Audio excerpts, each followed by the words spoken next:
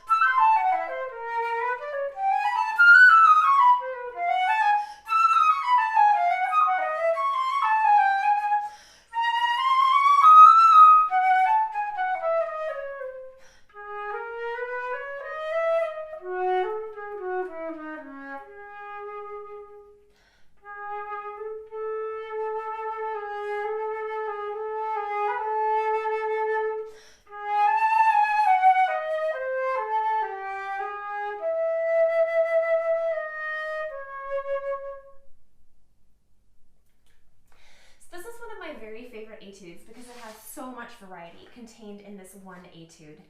And just because it's the slow etude this year, don't let your students underestimate it. In my opinion, overall, it is the most challenging of the 3 etudes. So in preparation for this etude, you want to be practicing the C sharp natural minor scale and the G sharp harmonic minor scale. We have a lot of other accidentals woven throughout, but those are our 2 main scale types. You want to be doing some vibrato exercises every day to develop that really consistent vibrato for the first half of this etude. And you want to be doing some exercises to expand your breathing capacity. This etude is kind of the opposite of the first one, where we had to take a lot of smaller breaths, and this one we want to take fewer, very deep breaths. Let's take a look at the first line of this etude, because it demonstrates several things that will happen throughout. The first is we have a lot of C sharps in this etude, that's our tonic, and C sharp is a little bit of a notorious note on the flute. So the tendency is for the C sharps in the staff to be sharp and above the staff to be flat. So one of the quickest ways to correct that is to make sure that the lip plate of the flute is in the correct place on the face. So rather than being up high on the lip, you really want to make sure it's down in the indentation of the chin. So if I have it too high,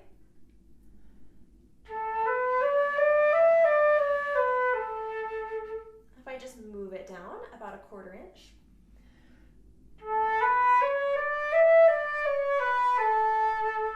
my intonation is 1,000 times better. For the C sharp above the staff, it will come out with very little air because it's the open note on the flute.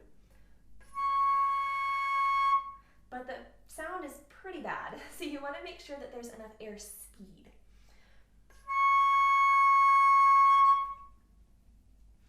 So there's a lot of ornamentation in this etude, and you always want to learn the etudes without ornamentation first. Let's take a look at measures 14, 15, and 16. I would practice these without ornamentation and breaking the ties.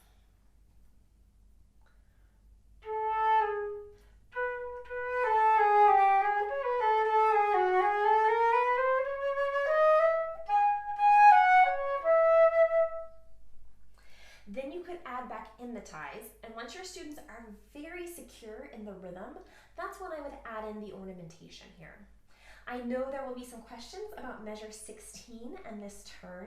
So the turn is C sharp, D sharp, C sharp, B sharp, C sharp. So we got 5 notes in the turn, always going back to C sharp. And the turn should happen on the first 2 16th notes. Then there's a C sharp 16th note, and then you move on to the printed D sharp 16th note. So in real time,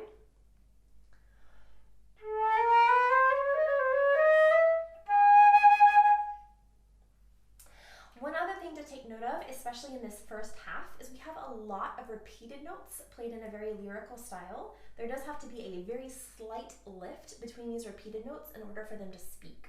A good example of this is if you look at measures 9 through 11.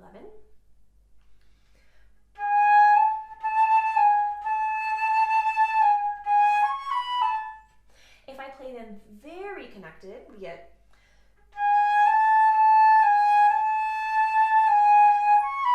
and it makes it really difficult to distinguish the rhythm. In the second half of this piece, we have the marking of un poco più mosso. It is ultimately up to you what tempo you decide to take here. I recommend some quarter note equals 72 to 80. So you're going around 12 beats faster approximately than at the beginning. This entire etude, I would work on it at first with a metronome to ensure rhythmic accuracy, but then the metronome needs to be taken away.